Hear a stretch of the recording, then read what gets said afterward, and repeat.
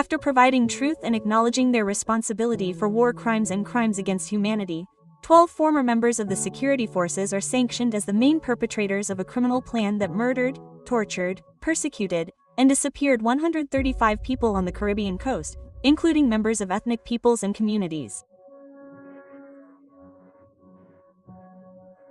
The sentence is issued within the framework of the Caribbean Coast subcase of Case 03 on murders and forced disappearances legitimately presented as combat casualties by state agents. It is the first decision of its kind and paves the way for those to come in the other 5 prioritized areas that address the most critical regions where this criminal phenomenon occurred. The decision marks a milestone in Colombian justice. The country now knows the work, construction, and activities that the 12 former members of the 2nd Artillery Battalion, La Popa, must carry out as part of their punishment to help repair the damage caused.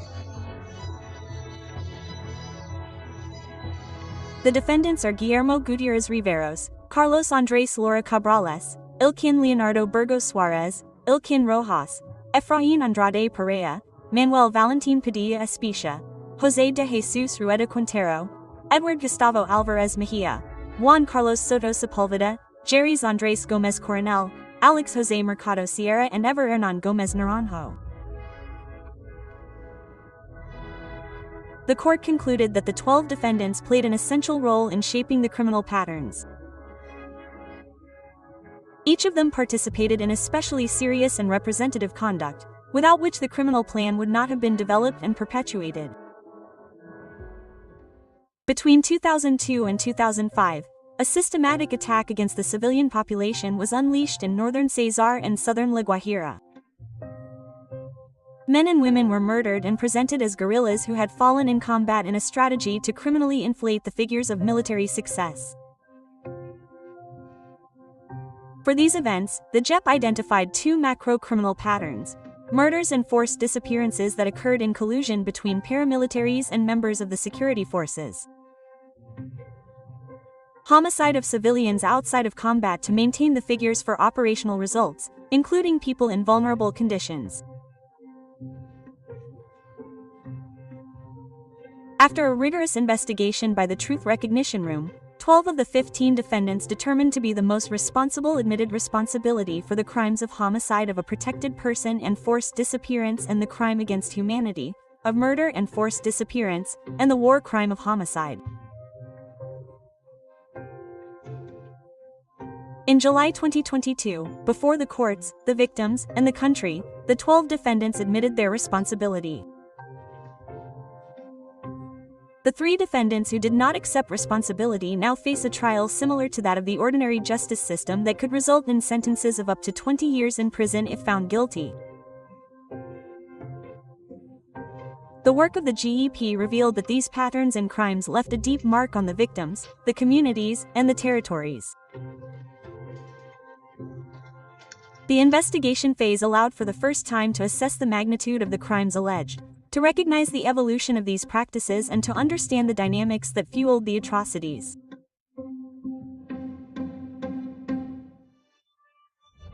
With these elements, the investigation phase concluded and the Truth Recognition Chamber referred the proceedings to the Tribunal for Peace, in particular to the Truth Recognition Section, responsible for judging those who admitted their participation in serious crimes. Thus began the first dialogical trial of the Costa Caribe subcase of Case 03. Nearly 500,000 pages made up the file that was delivered by the chamber to the court.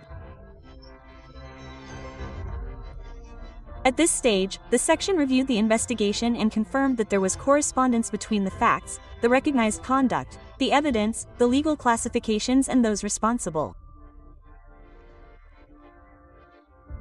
As part of this process, in the correspondence assessment, the recognition section adjusted the legal classification made by the chamber and included 2 new crimes classified as international crimes: persecution and torture.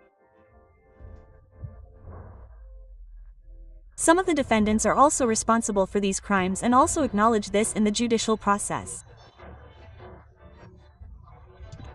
It also assessed the contributions to truth and reparation presented by the defendants and evaluated the conditions for imposing their own sanction, a measure that seeks to ensure that those most responsible work to repair the damage caused. It does not entail prison, but it does entail real restrictions on their rights and freedoms.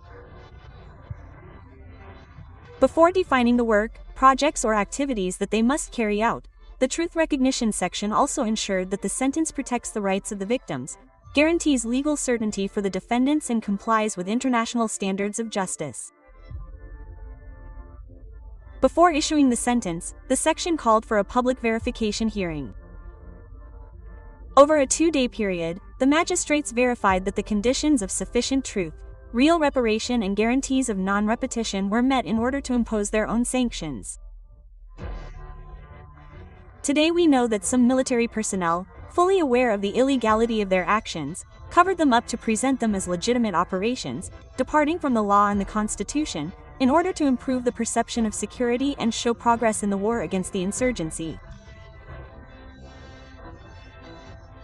Today we know that the defendants used their leadership skills to give orders, while others carried them out under threat of being dismissed from service, having their promotions cut short, or being charged with crimes.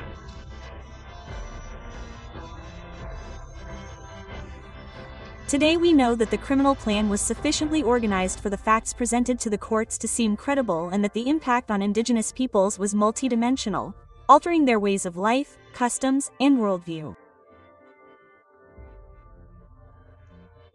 It impacted their territories and caused differentiated and disproportionate damage. Faced with this painful truth, the victims actively participated in each stage of the process, from the investigation to the trial. At the hearings, they expressed their demands for truth and accountability and helped define the necessary reparation measures for the harm suffered. The restorative projects that must now be implemented reflect these voices and this hope that the sanctions themselves will not remain on paper, but will translate into real actions to dignify the victims, strengthen the communities, and open paths to reconciliation. To settle a historical debt of justice for the most atrocious crimes committed during the war, the JEP investigates, prosecutes, and punishes those most responsible for these acts. Today, the Truth Recognition section takes a key step in the mission entrusted to the JEP, to bring legal closure to the most serious crimes of the armed conflict. The JEP seeks to contribute to easing deep scars through contributions of truth, recognition, commitments to restoration and non-repetition, the foundations of a justice system that protects victims, builds dignity, and opens paths to peace. Its own sanctions and sentences restore what the conflict broke.